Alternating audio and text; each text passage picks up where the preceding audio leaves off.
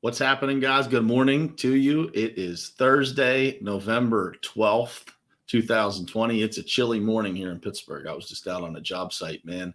It's on the same job site Monday in short sleeves. And today, boy, it is chilly. So I'm sure it's the same for some of you guys up here in the Northeast. This morning, we're going to talk about what are people missing? What are people actually missing in their lives that makes them unhappy, uncertain? All the negative emotions. What are they actually missing? Let's dig into that. Let's get started. It is ultimately important for you to look at your goals, truly what you want to do in your life, and then look at the people who you spend the most time with in your life and figure out if that lines up.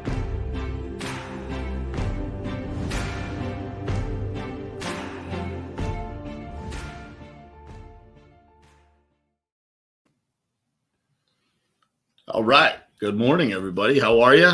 Thanks for being here this morning. We're going to dig into a topic this morning that I think is more important now in our country and in our world than probably ever any time that I can think of in the past. And the reason for that is that the more chaos, the more conflict, the more things are uncertain, the more that this particular topic is really, really important for us to understand. And so I wanted to talk this morning about, what are people missing? When you see people walking around in the world and, they're just unhappy, they're angry, they're not happy people, and they're searching for something that isn't necessarily going to work. And for some people, this topic may be a tough one to hear. Some of this may apply to some of you that are watching. I don't know. I hope that a lot of people that are watching this show don't have this challenge. But some people may. And if it is you, the easiest part is to just accept that, and it's very easy to fix. And so when I think about these people, and I interact with a lot of people on a weekly basis, and I deal with a lot of different things, and so I always tend to get to this place, and where I look at people and I think, like, man, what is the issue here? What is the underlying challenge that is making this person act the way that they act, and be so unhappy, or be so angry in some cases, or revengeful, right? People want to do all kinds of things. And you see a lot of that right now, unfortunately, with the election. There's like this separation of, like, I guess they probably call it identity politics, like you're this way or you're that way.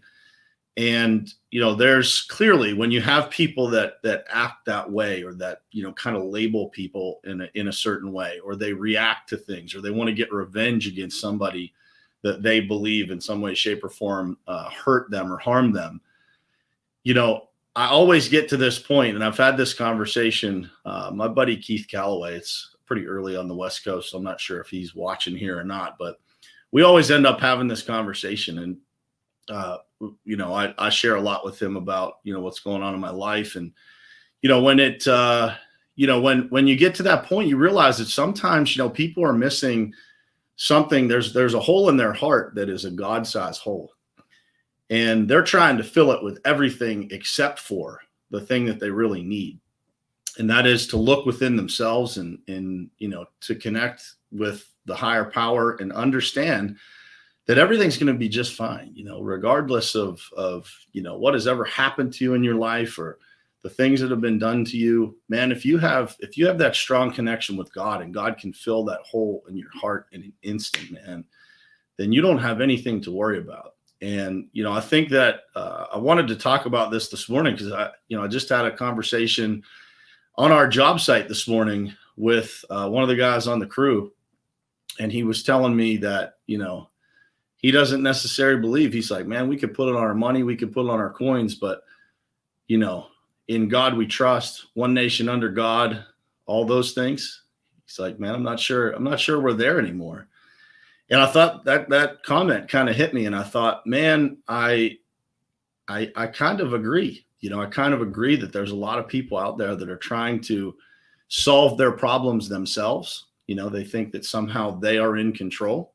And that is, you know, that's a complicated topic. We could do another whole podcast on that. You know, one of the things that I've always tried to, you know, work through in my own mind is like, you know, I know that life is certainly guided by the hand of God, you know, especially in my life. I feel that for sure. You know, I know that a lot of the things that I've accomplished, the things that I've been blessed with in my life, my family, my wife, businesses, all that stuff, you know, I know for sure that I didn't do that stuff myself. And so I look at that and I understand that, you know, that stuff has been guided by a higher power. But as I was told by somebody a few weeks ago, when I was having this conversation with them about my feelings on that, they said, I would agree with you, but the ark doesn't get built if Noah doesn't show up. And so I want you to think about that as you go into processing this topic today and you start thinking about your own life. And are there things that you are trying to control too much? And maybe, you know, that's leaving a hole in your life, in your heart, that is leaving something missing. You're missing something, right? And what that missing piece is already within you. But you have to spend enough time, you know, by yourself, quiet time, to be able to harness that power that is within you. And when you don't harness that and you just, you know, let the rhythm of the world kind of drag you around, and you listen to the news and you're consuming politics right now all day long. You know, it's going to take you to a place you don't want to be.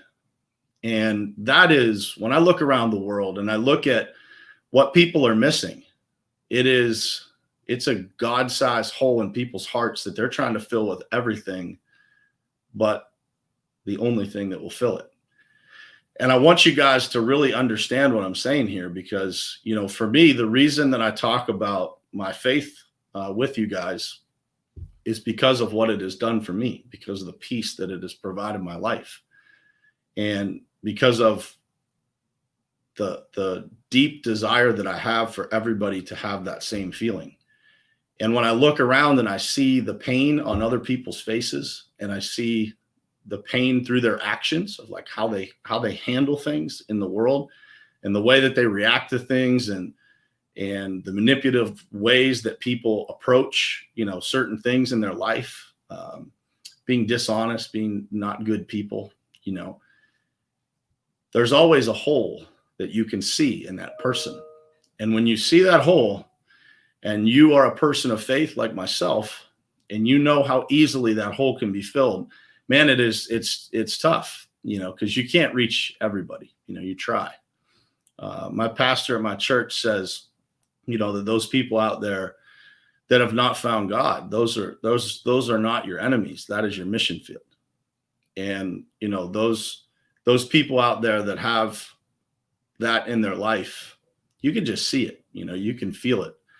And I know that because even before I started sharing as much as I do now about my faith, I had a lot of people that would bring it up to me, and people could sense it, right? They could sense that grounding in my life that I have. And I want you to think about that with the people that are around you. You know, what are those people around you missing? When you get into conflict, what is it that those people are missing? And are you being a good example of shining that light so that those people can follow your lead and act in accordance the way that they should, right? Being respectful, trying to work things out, you know, never getting too emotionally charged in regardless of what the situation is. And this hasn't always been the case for me. You know, it hasn't been something that I got right my whole life. You know, I was probably just like everybody else, you know, at one point, and I would, you know, get fired up about things. I'm a very passionate person still today, but I understand today how to harness that. You know, I understand how to use it better, and I'm always working on it, right? It's a journey. And, you know, I get asked a lot, how did you get to this point in your faith? And my answer is always the same. I just started walking. I didn't know where I was going. I was very intimidated by the whole idea of faith because I was uneducated on it. I didn't really, understand much of, the Bible or God or faith, or even this topic would have made me uncomfortable 5 years ago. But I was able to lean into this discomfort. And I could go back in my life and just tell you, and I've shared this with a couple people recently who have asked about, that walk is like, man, the only thing that I regret is not starting sooner. Because once you have this in your life, you have an unlimited power that nobody can take away from you. Because once you have that hole in your heart filled, right, and God sits inside your heart all day long, every day, like you don't have any fear. You fear being the best version of yourself that God intended you to be, not living up to your true potential. That's what I fear. I fear, not putting enough in every day to become the best version of myself that I'm able to be. I don't fear any of the other worldly things that that most people fear, and that most people react on, and that most people worry about. And this political topic that's going on in our world right now has driven a lot of this to the surface for me, because none of that bothers me, because I know that regardless, my world isn't going to change. It's still led by the same beliefs, the same values, and it's led by my faith. And that is what I encourage you guys to put out in this world, is that energy, and that energy that allows people to see the light of how they can have that hole in their heart filled, and to realize that you are not the one that is going to do incredible things in your life. You have to show up. You have to do it, but you will be blessed if you do the right things. And if you do the right things for enough days in a row. And by the way, that doesn't mean that you're perfect. It doesn't mean that every decision you make is correct. It doesn't mean you don't make mistakes. It doesn't mean bad things won't happen to you. It means that you improve every single day. You have a desire to walk deeper in your faith and to be the best version of yourself that God intended you to be. And as you do that, that hole in your heart gets filled, man. It gets, in an instant, it is filled. And then you start to understand all of that so much better.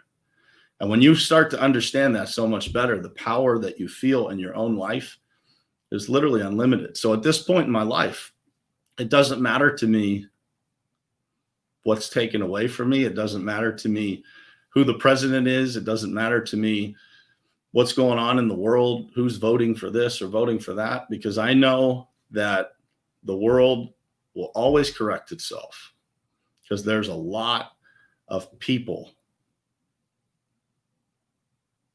that are believers that are out there that are going to correct the course when it's off course. That's the truth. When you get off course, you will eventually find your way back. One way or the other, you will find your way back. You just have to believe. And you have to know, when you have that hole in your heart and you feel like something is not right,